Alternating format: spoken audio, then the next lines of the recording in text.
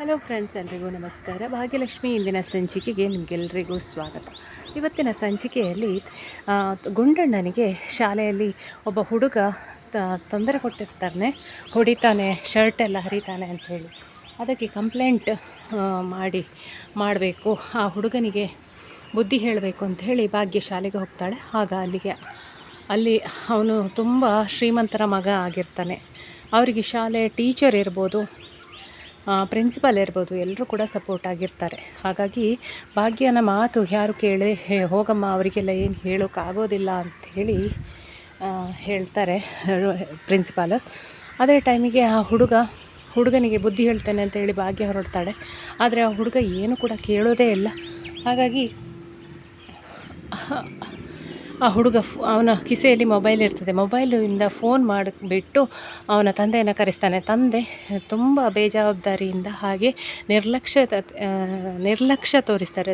ಭಾಗ್ಯನ ಹತ್ರ, ಇವಳ ಹತ್ರ, ರ್ಯಾಂಡಮ್ ಲೇಡಿ ಹತ್ರ ಎಂತ ಮಾತಾಡೋದು ಅಂತ ಹೇಳ್ಕೊಂಡು ಅವರು ತುಂಬಾ ಒಂದು ಕೇರ್ಲೆಸ್ ಮಾಡ್ತಾರೆ. ಸಿಲ್ಲಿ ಮ್ಯಾಟ್ರಿಗೆಲ್ಲ ನಮ್ಮನೆ ಯಾಕೆ ಕರೆಸೋದು ಈ ಥರ ಅಂಥೇಳಿ ಪ್ರಿನ್ಸಿಪಲ್ ಹತ್ರ ಹೇಳಬೇಕಾದ್ರೆ, ನಿಮ್ಮನೇಲಿ ಯಾರು ಬಂಧು ಬಳಗದವರಲ್ಲಿ ಗಂಡಸರಿಲ್ವಾ, ಈ ಥರ ಲೇಡೀಸ್ ಹತ್ರ ಎಲ್ಲ ಜಗಳ ಮಾಡ್ಕೊಂಡು ಕೂತ್ಕೊಳ್ಳುವಷ್ಟು ಪೇಷನ್ಸ್ ನನಗಿಲ್ಲ ಅಂಥೇಳಿ ಆ ಒಂದು ಯತಿಯ ತಂದೆ ಹೇಳ್ತಾರೆ, ಆ ಹುಡುಗನ ತಂದೆ.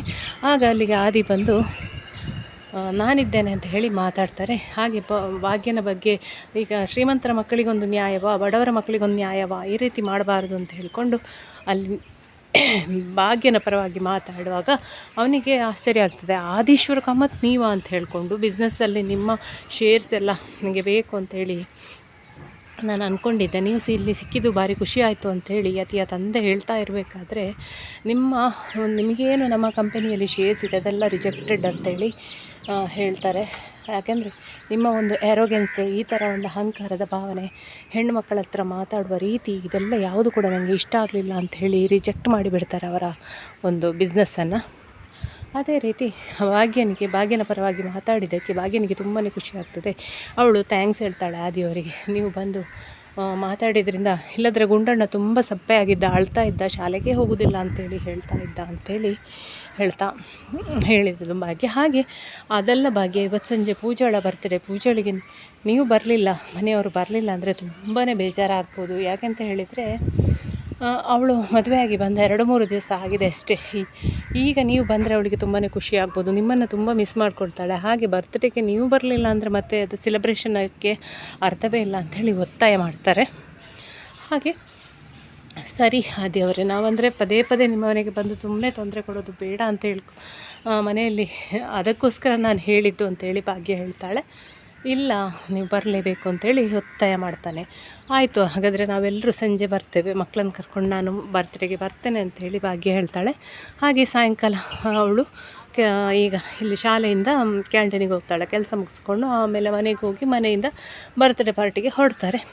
ಇತ್ತ ಕಡೆ ಆದಿ ಇದು ಬರ್ತ್ಡೇ ಸೆಲೆಬ್ರೇಷನ್ ಎಲ್ಲ ಮಾಡ್ತಾನೆ. ಹಾಗೆ ಅದರ ಜೊತೆಗೆ ತಾಂಡವ್ಗೆ ಕೂಡ ಇನ್ವೈಟ್ ಮಾಡ್ತಾನೆ. ನಮ್ಮ ಮನೆಯಲ್ಲಿ ಬರ್ತ್ಡೇ ಫಂಕ್ಷನ್ ಇದೆ, ನನ್ನ ತಮ್ಮನಿಗೆ ಮದುವೆ ಆಯಿತು, ಹಾಗೆ ನೀವು ಬರಬೇಕು ಅಂತ ಹೇಳಿ ತಾಂಡವ್ಗೆ ಕೂಡ ಇನ್ವೈಟ್ ಮಾಡ್ತಾನೆ ಆದಿ.